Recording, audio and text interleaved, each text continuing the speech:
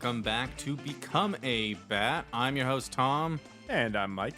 and today is our 49th episode of Become a Bat. Woo. This is the episode that Batman failed to listen to.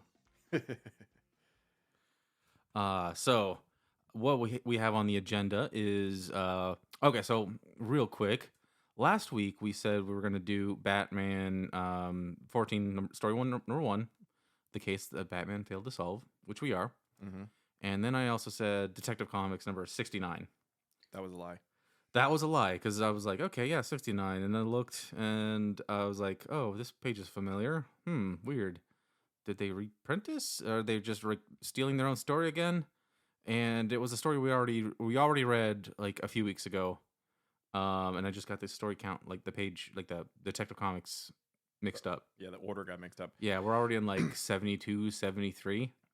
So we already covered that one. So we're just going to go right into story number 2 of Batman 14, which, where is it?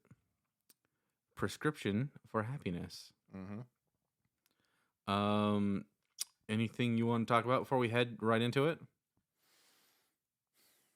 No. Nope. Okay. All right. Let's get into it. All right. So before we get into it, real quick, subscribe to us on your favorite podcatcher of choice. Leave a comment on Apple or iTunes or Spotify or wherever they let you do comments. Really helps us out, especially since we're approaching our 50th episode. Oh, hey, I lied, by the way. Oh, yeah. You know I lied. Yes, I do.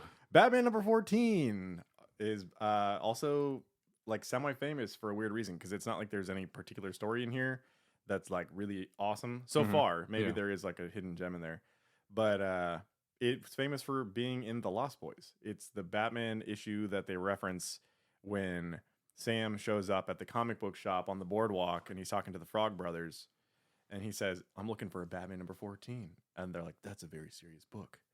It's not a very serious book so far, but it is seriously worth a lot of money. So I guess I understand that. Yeah. And then you said then you showed me that link, and I haven't seen The Lost Boys. Yeah. The only thing I know from it is that scene where the guy is playing like the saxophone. I still believe. Yeah. I still believe. Yeah, that seems awesome. Yeah. That guy was actually here in Phoenix like a couple months ago. Oh, no way. Huh. Doing like a Lost Boys dance night at some gay club. Oh. Yeah. Okay, so it's a movie about vampires, right? Yes. They did a direct-to-DVD like sequel in 2008. There's at least 2 direct-to-DVD sequels, and I've seen them both, but I've only seen them once, and they're not good. Are they supposed to age? Yeah, they do age. Oh, okay. So it's like they're not pretending to be like, hey, why do we look 12 years older? No, they age. It takes place in real time, like Okay. all those years down the line and stuff. And it's like the Frog Brothers are still around. Well, one of the Frog Brothers is still around. I think they're both still around.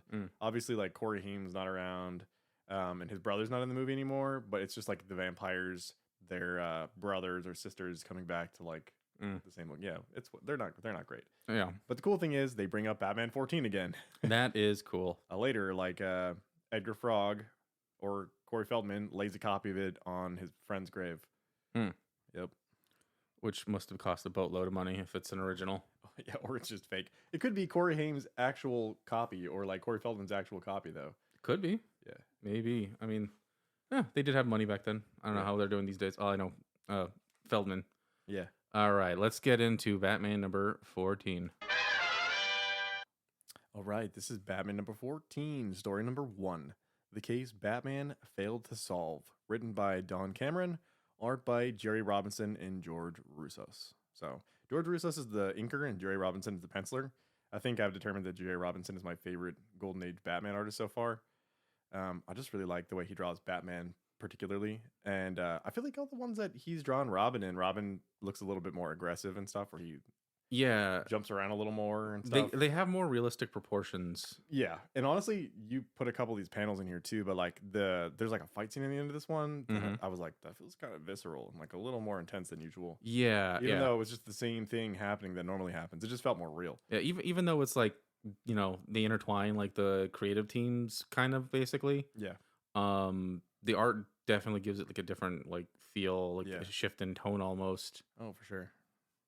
So the cover of this one, it's an interesting cover. We haven't had one like this so far. It's a meta cover because it's a yellow cover with a blue bat symbol, and it says Batman in red, and it's got Batman and Robin on it, but Batman's pulling back the cover to the splash page of the book where Penguin is standing there on the city street with his umbrella. But He's- like the smoke from his umbrella is like Yeah. kind of like coming off the splash page onto the cover. So He's running away.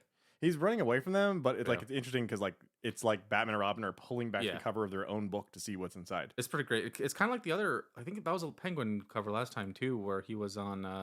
It had like all the panels from like the issue itself. Yeah.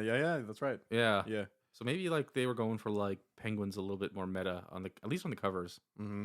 Kind of an interesting choice. This is a good splash page too. Yeah. Because of the nature of this issue, it's kind of like a whodunit, like an Agatha Christie murder mystery. Mm-hmm. So the splash page has got Batman like doing a very Adam West pose, which Adam West obviously took it from these comics, Mm-hmm. where he's got his hand on his chin and his hand on his elbow, and then he's got all these other like characters who are part of this story, sort of like in a circle, staring at a clue on the ground, and emanating from the clue is like some smoke that like billows up into the air and turns into the head of a dead man. Which is a very interesting artistic choice. Yeah. It like he's like looming over them like a specter almost. Mm-hmm. Do It's great. you want to read this one? Yeah, let me get. Okay, all right. He's an ordinary human being, the Batman. Sure, he's a stuntman, an acrobat, a superb athlete, a lion-hearted fighter, and a sleuth, all rolled into one. He has to be, for he has more than a man-sized job cut out for him, and only 2 dynamite fists and an ingenious mind like weapons. And like every other human being, the Batman can also lose. You've read you've read his 1001 triumphs over crime. This is a story of the time the Batman lost, the story of a magnificent failure. That's kind of like really reaching. Yeah, after having read the story, but and you know what? uh, By now there have been definitely 1001 triumphs over crime. yeah, definitely 1001. Yeah, Yeah, more like 50 or less. But it's okay. I'm sure there's crime happening between issues too that we just don't know about. yeah. Well, you don't see the boring stories. Yes. All right, on to the issue. I tried to keep it short this time, by the way, but it's difficult for me. It is difficult. I think we might have to. You know what I'm liking? I'm gonna do kind of experiment with when we get to mine. What? Is I didn't put in like everything in there. Like when it comes to like people's names and like their things. Yeah. So I just kind of gonna do like an overview, and then I'm gonna go to the thing and like the story itself and point out who these people are and kind of okay. be that more works. conversational. We'll try that. Yeah. This one, I tried to do that initially, but because of the type of story it is, like it Yeah. revolves around all these different characters doing different things, so it's a little difficult. Yeah, mine was We'll see. easier this time to do that for. All right.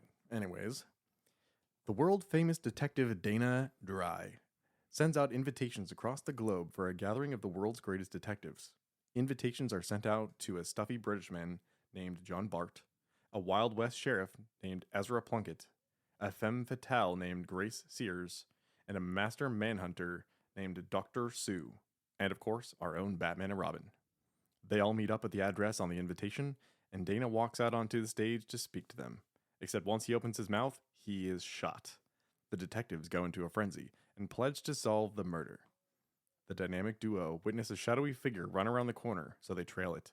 They corner a suspicious-looking man in the stockroom and are about to beat a confession out of him when Dr. Sue trips them, allowing the man to escape so that he instead can catch the man. The others all split up. John Bart goes off to examine Dyer's body, believing that only science can solve the crime. Grace decides to research. I keep calling him Dyer. It's Dry. Dry's clothes, since he was wearing a brand new suit today. And old Ezra Plunkett thinks that if he can just wander around the scene of the crime, he will eventually solve it. They decide to meet back up Hold at on midnight. 1 second. When you were reading this, Yeah. did you think that it might have been one of them? No, not really. Oh. I was thinking it might be one of these detectives might have been the murderer, just in case. And I was thinking it's probably Ezra Plunkett. You know what's funny is I originally thought that it was what it actually is, but then like they kind of tried to throw you off the scent for so long when it came back, and I was like, shit, I was right. It was I weird. always love it when that happens, and Yeah. then you sound like a loon when you're like, I guessed it, but I didn't say anything because I had my doubts. I just and- thought there was no way they would have gone for that type of story, but they did. yeah. All right, So- we'll talk about that when we get to it. Yes. They decide to meet back up at midnight. Batman and Robin go to Dry's house to investigate, only to run into 3 mobsters. The mobsters flee when Robin attacks them. They discover a clue and then head to the police station where they come across John Bart and Grace Sears. Bart shows them a bullet that killed Dry, and it's in a queer shape. Batman deduces that it's a musket ball that became misshapen as it bounced around the room. Miss Sears asks Batman for help in her lab. He agrees. She finds out that the suit that Dry was killed in was a magician's suit, built specifically for him. I don't know why. As the detectives are discussing the possibilities, some mobsters show up and make off with the dynamic duo. They take them back to Dry's house, where they reveal that he had a whole dossier on the operation that he was going to make public. They think he gave it to someone at the detective convention, but can't pin them down yet. They tie up our heroes and leave them in the dark. Dr. Sue shows up and frees them. He sees the clue that Batman has been investigating, a mantelpiece with 2 crossed swords on it, and remarks about a piece of it missing, a vital piece, a flintlock pistol. Batman and Robin take off on foot to prove their theory. They run straight to the hotel where the convention was. They confront the mobsters again, and this time they take them down. They make their way back to the room where Dry was murdered, and to the window from which he must have been shot. They wrote off the possibility of a shooter earlier because it's a 15-story sheer drop from the window into the river, but not having seen the mysterious scuff mark on the windowsill. They decided to take a daring dive down to the waters below, where they find inside a starting pistol with a box attached to it. Batman pieces the apparent murder together. It turns out that it was actually a suicide. Rather than die slowly of an incurable malady, Dry staged an elaborate suicide and made it so that someone would have to solve the mystery and find the pistol. Inside the box attached to the gun is a journal with all of Dry's secrets, including the secret identity of Batman. Bruce knows that he can't present the journal to the other detectives. So when they all meet back up at midnight, he decides to declare the crime unsolved and puts the pistol in the journal behind glass in the Batcave. The end. It's kind of bittersweet, but also it's also a heartwarming suicide, if that makes any sense. Yeah, if there was one that could be that way, yeah. Yeah. He like forces all these people to come together and work together and stuff like that. Yep. And just to like figure out the true identity of Batman, but it's kind of messed up that like he invites Batman there just so that these people can find out what his identity is. Yeah. Like just do it without Batman there. I don't think I think he probably knew Batman would be the one to find it. I think he did it specifically so Batman would find it and deal with it on his own. And that his death would just be a mystery forever. I don't know what he think Batman would have done, but yeah, I don't know. Yeah, there's some plot holes there, but it's a good story. It works. Yeah, I really enjoyed this one. Yeah, I don't know. I don't have much to say about it. The detectives were fun though. They were fun. There's only one that I had issues with for obvious reasons. Sue, yeah. Which I took screenshots of like panels that they were in just so we could talk a little bit about it. He could have been. You know what though? You kind of got to give him credit. He's not as racist as you expect him to be. No. I mean, he does talk in like that kind of metaphorically, stereotypical way, but like they're writing his dialogue like he's got broken English, but they're not even doing it right. Yeah. Yeah. But we've seen tons of examples from the last issue. I know this was like the first racist stereotype that was ever in any Batman comics was Asian stereotypes. Yeah. And obviously they still got issues with it. So yeah, but I think they got an A for effort this time. It's better than it was in the past. I'll give it that. You know what, Don Cameron, you lucked out. That wasn't the focus of the story, so we can give it a pass. Yeah.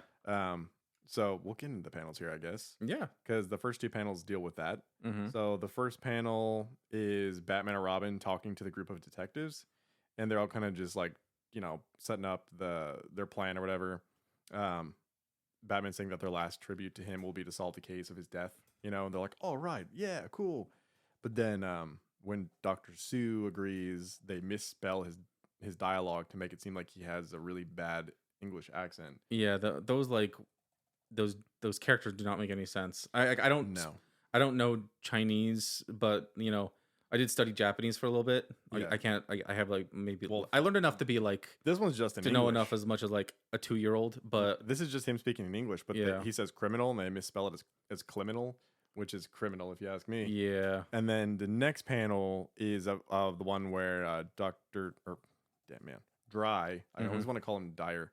Dry has been shot and he's like falling over from the bullet. Yeah. And they're like, "Oh my god, he's been shot!" And then Doctor Sue, for some reason, is the only other one who has to say anything, and his speech bubble is just like Yeah. nothing at all. It's not English. It's just like someone drew a bunch of lines, and they're like, "That's Chinese." So Dry looks like he's skanking in there. Yeah, he does. But also, like, I just put two and two together. If we had recorded this like, a few days earlier, that we wouldn't have been able to talk about this.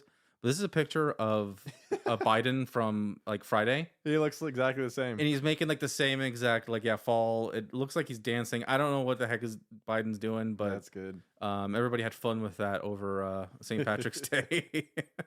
Did he miss the last step or something? I don't know. Maybe he's like maybe he jumped over it, and that's just like his like power land. Yeah, it's pretty great. That's good. The third panel here. Oh, I picked this for a couple reasons. One, I just like the positioning of like the camera per se, like the angle they're shooting it at, because it's like the villains in the foreground and Batman and Robin are in the background, but it's kind of like a skew, a little bit, so it's not like right on the villain. It's interesting framing. It's interesting framing for sure. And then the bad guy's like, "Batman, blast you!" But then Batman says, "Easy on him, Robin. He may be the murderer, and we want to talk to him." But then what I really love is Robin's line, because then he says, "I'll be as easy as I can make my fists be." Like, okay, Robin.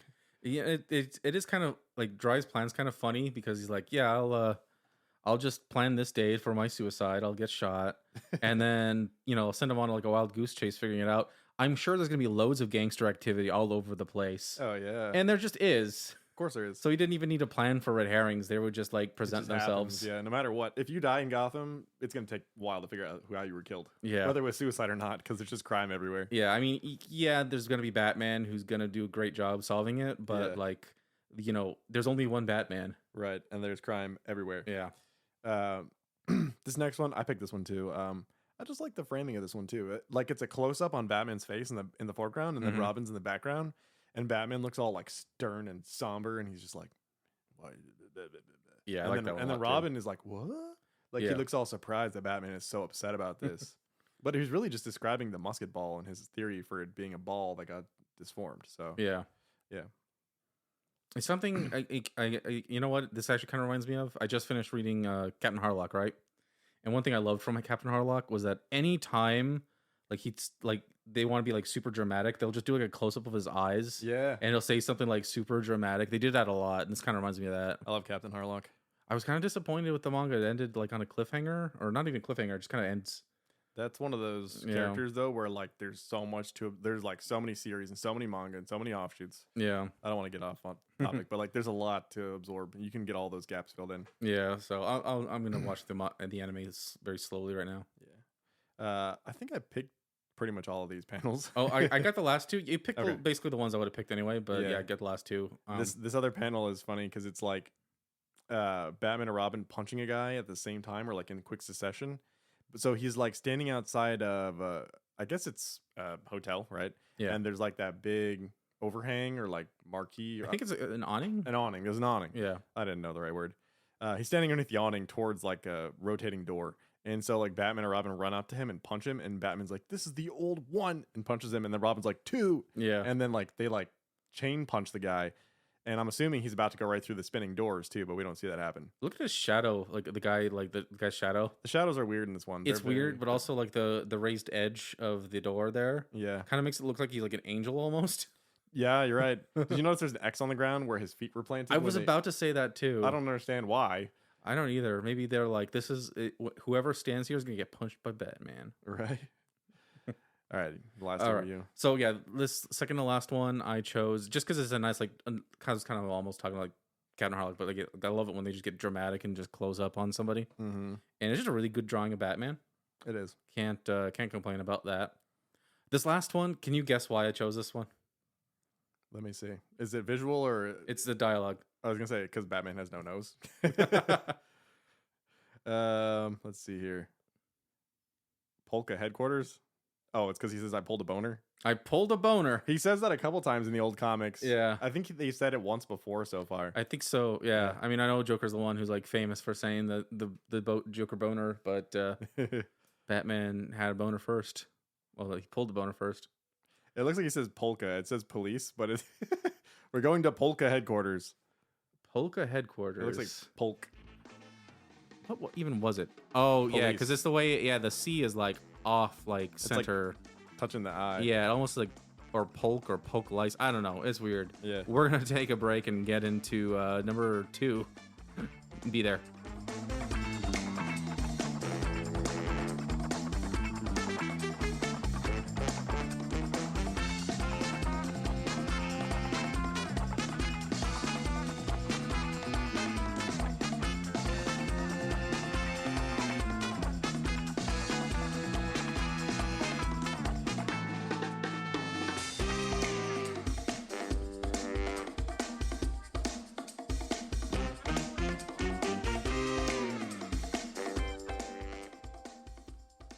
I really wish we had like these old timey like pharmacies. Yeah. Walgreens and CVS. They're just not the same. No, they're very impersonal. No, yeah, and you get there and you're waiting in line for like forever because like there's an old person who wants to get the prescriptions, Oh yeah. and you just know you're not gonna be there. You're gonna be there staying there for like 20 minutes. Quite a while. But this story, Prescription for Happiness, revolves around a time where the pharmacist was the pillar of the community. Or so they say. Yeah. So, this is Prescription for Happiness, and written by Don Cameron, art by Bob Kane and Jerry Robinson, Mm-hmm. and let me describe the splash page this time. Go for it. So it's actually a really creative one. I do like this one. It shows our pillar of the community, Doc Chalmers, and he's in his he's mixing up a like a mortar pestle, and out of it smoke coming out, kind of like the last one. Yep, he's mixing up some drugs. Yep, he's mixing up some drugs, and within the smoke cloud of the drugs is faces of all the characters who play in this story here. We got Batman looking super serious, Robin looking very much like he wants to eat some licorice, and then the other characters, which I'll get into in a bit. Mm-hmm. And that's basically it.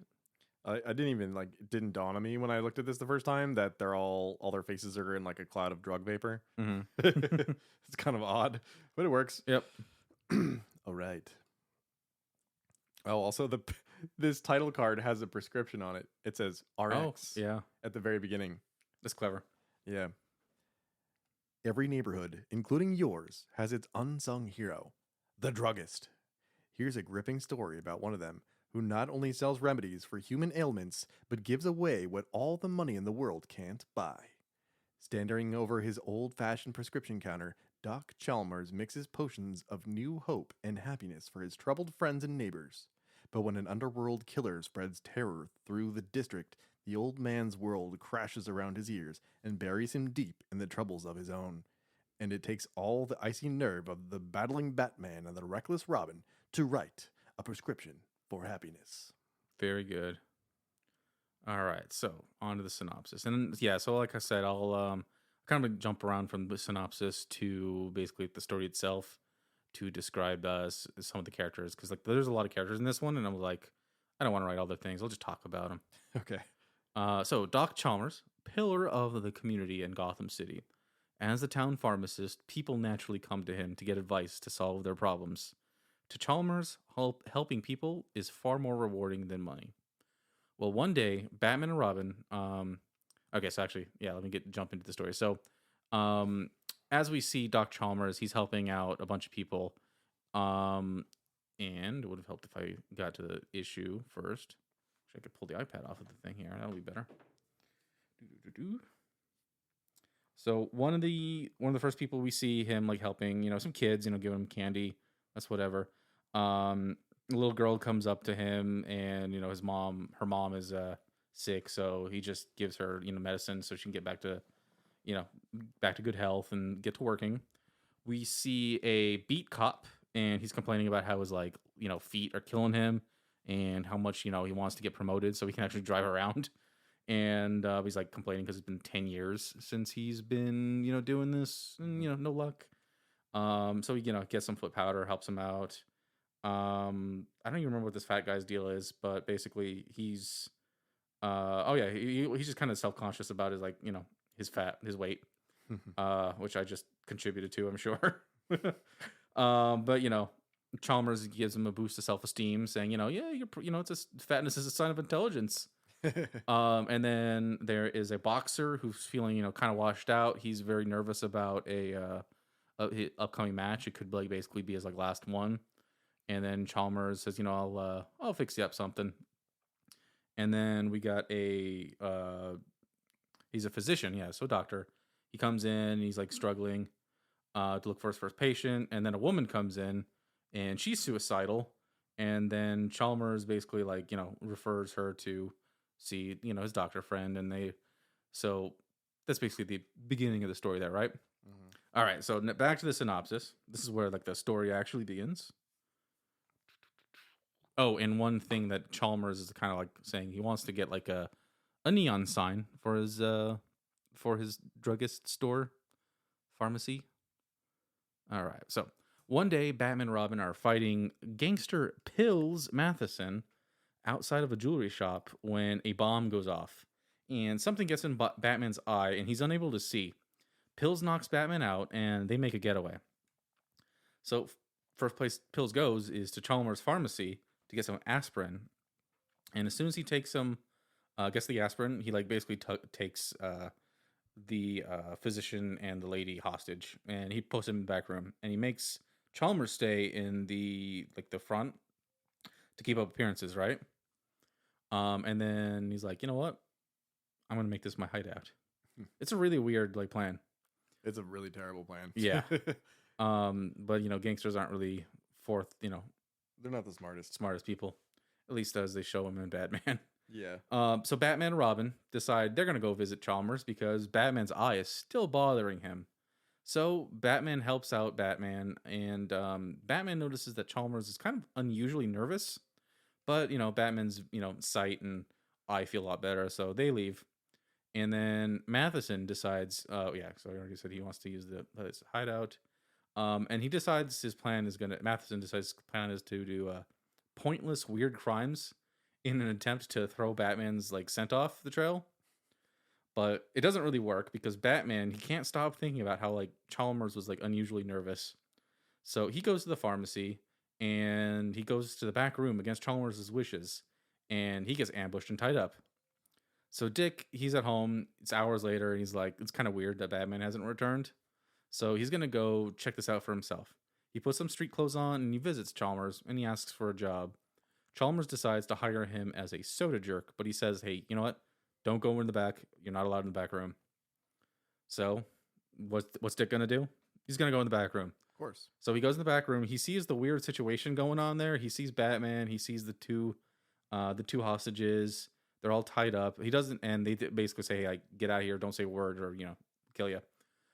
So Dick, he like fakes tripping over a basket, full of discarded toothpaste tubes, which is for the troops. They're saving it for the troops. Why? Okay. Well, I was gonna get to that. Because there's recycling, so I'm thinking maybe back then toothpaste tubes were made out of like metal or had some aluminum to them. They probably were aluminum or something. Yeah, I bet you if we like go to Brass Armadillo or look up online what like vintage toothpaste tubes, we would find something different. Which is why Batman is able to cut himself free with one of the discarded toothpaste tubes. So you definitely can't do that with one of like the modern ones. No, that would never happen. No. So they take out the gangsters. So Batman basically cuts himself free, and then he punches out the gangsters, and then all of a sudden the boxer and the police officer are there, and Dick basically, they all wreak havoc. They take down the mobsters, and as a result, the pharmacy is basically like in ruins, right? So the gangsters go to jail, and the problem's like solved too. I think the cop, he's like, hey, I might be getting a promotion. And the boxer, he took some of the stuff that Chalmers gave him, and he won his fight, even though it was just like soda water. It was a placebo, as they say. And then Batman's like, hey, listen, it's time for the community to pay back Chalmers. So he gathers everybody up, and they actually like pay to have the place restored.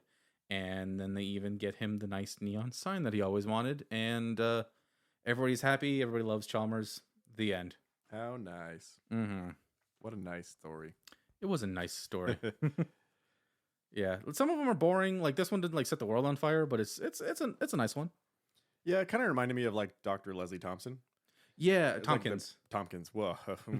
It's the precursor for that. Yeah, Character. I You know, was- it's like a neighborhood doctor that everybody likes. You know, the Mhm. Batman himself can even go to. Yeah, You know, I was thinking that too. Like, I wonder if we'll ever see this place again. Probably not, just because for the most part, continuity doesn't exist back here. But yeah. which got me thinking too with the toothpaste tubes, right? Someone should do like a MythBusters style like thing where they take all the crazy escapes Batman does, with like the weird unusual ways he like breaks free the ropes or Yeah. escapes somehow, and like tests to see how viable they are. That would be good. With this one, I think we would have to find out like what the heck those were made out of, because there's no way you're able to do that with like today's tubes. No. And you probably would have to get like whatever rope they used back then, which would definitely probably a hemp rope, right? I would assume. Yeah, most likely. Or silk. Yeah, silk would probably be easier to cut. Why don't we do our own MythBusters Batman episode? I was thinking that we should find. Just have Yeah, to make the list of things we have to disprove. yeah. I gotta like just like skim through all the stuff we read so far. Yeah. See what we can logistically do, because I don't think we're gonna be able to do the. Remember the Rock. There was, I don't even think it was a death. I don't think it was a death trap. I think they just needed like um they use like leverage with the pencil and Oh my God. Yeah. yeah, definitely nothing that like we're not gonna put ourselves in an actual Right. death trap. We're not For- going to put ourselves in a death trap to prove that we can get out and Yeah. then have it fail. Yeah, for this one, it'd be tightly controlled. This one Yeah. would basically like, hey, you just tie up your hands and then like rub it against a piece of metal, roughly whatever. I you mean, know, maybe we could recreate the death traps with action figures on a small scale. maybe yeah. But then how are we Maybe. gonna control the figures? I don't know. That's a good question. Never mind. mind. All right. Yeah. Anything else? No. I mean, this issue doesn't add anything to Batman. No. I mean, maybe it's like one of the first times that they ever mention him in the same line as like the world's greatest detective, Hmm. but he's clearly a detective. It's Detective Comics. Yeah. So nothing special was added here. It's just a fun one-off type story, kind of like the one where he was in like the parade. You know, Mhm. like it's a celebration of the character. It's nothing special, Yeah. but it wasn't bad either. It was good. Both these Yeah. issues were good. Yeah. It's another Don Cameron one, I believe, and I think his like kind of more. His tend to do seem focused more on like the human element rather than like Batman as the centerpiece. Let's get into the panels, Right. which there aren't too many. It looks like I think I got pretty much all of them. So the first one I just liked. It was like it's a neat action pose for Robin, when he's like jumping on top of the two guys and like delivering those kicks in front of the bomb. I can feel that. Yeah. Those double kicks. It's like he's falling on them. Yeah. And then Batman like punching that dude in the next panel. Yeah. I like it. Missed opportunity, by the way. Hmm. Because the ball on the ground, Yeah. like they could have picked it up and swung it. Yeah, but I think they needed something to is the impetus for Batman like getting kind of blinded. True. So it needed to be yeah, around. it's a bomb technically, Yeah. but still, like it would have been nice to play around with a little bit more. They do treat it more as a flash bomb than like a actual destructive thing with, you know. Yeah, when it blew up, I thought Batman was just temporarily blinded because of the explosion. I didn't think he actually had something in his eye, Yeah. but apparently he did. Yeah, so like the next panels I did, I just the sequence of because I liked it was I just kind of like seeing Batman like helpless. Mm-hmm. It's kind of funny, and yeah, Batman just complaining about having some shit in his eye. Yeah. Let's see, not my head's.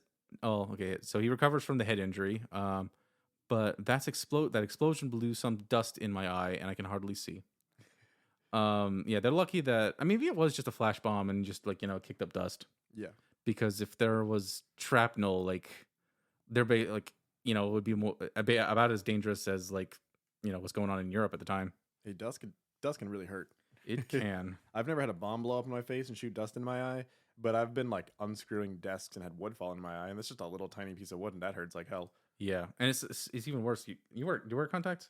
No. Oh No, shit. but I know it's worse because Yeah. then it gets trapped in there and all Yeah, like if you're like out in the middle of nowhere and you're like, I got dust in my eye and I can't like take out my contact and check it. that. Something like I have this one, wasn't something in my eye, but I have this distinct memory. Me and Caitlin were watching Days of Future Past in the Yeah. theater. We're watching it, and totally randomly, my contact falls out of my eye Weird. and just like onto my jeans, and I'm like, I have to do something right now because I was in Tucson and didn't have like spare contacts on me. Yeah. So I had to like basically grab it, run to the bathroom, put some moisture on it with water, and you don't want to use water normally. No. And I just shoved it in my eye, and it was very, very painful. Mm. But I got it back in my eye, and I was fine. So that could have been a lot worse. Yeah. After that, I chose this panel of Batman and Robin leaving Doc Chalmers' place. And earlier, I didn't put the panel, but earlier, like when Chalmers was like helping Batman out, Robin was like, "Damn, I want some of that licorice." He's just eyeballing the candy. He's eyeballing the candy, reminding you that he's a kid. Yep. And then they buy some candy, and he's just like chomping away at it on the way out. Yep. Robin is a kid in a candy store. He is. Although it's technically a pharmacy, but you know. Pharmacy, yep. And then the final panel is Batman defenestrating a man. Yeah. The only panels I would have picked for this issue, because none of it's really like wow, Yeah. is the ones you picked. These two right here, like the one with Robin eating licorice and the one with Batman slamming a guy through a window. I like the way he's doing this because there's no like graceful way of throwing a man through a window, but I do like this one. It just kind of seems like he just picked them up and just chucked them right through. Just threw him with both hands. Yeah, I love the dialogue too. You'll find Arnica in there for your bruises. Arnica, heck, call an ambulance. Like you would really have the time to say that while you're being thrown through a window. I know. What the heck is arnica? It's a pain reliever, antiseptic type thing. Okay, it must be something. It comes from arnica root. It's like really old. Huh. Now everybody just uses Neosporin. Yeah, that's not something I like heard of. People myself. don't even use iodine anymore. Yeah. Well, dang. Yeah, that's crazy. All right, so Batman. Next time we're going to be talking about Batman number 14. Still. Yep. Story number 3, Swastika over the White House. What a title. Yeah, that splash page What a is splash page. so good. And then Batman number 14, story 4, Bargains in Banditry, which I think is going to be the Penguin story. Yeah, that's probably. that's a pretty good title too. All right, so thank you so much for listening. This is Become a Bat. I'm Tom. And I'm Mike. Good night. Later.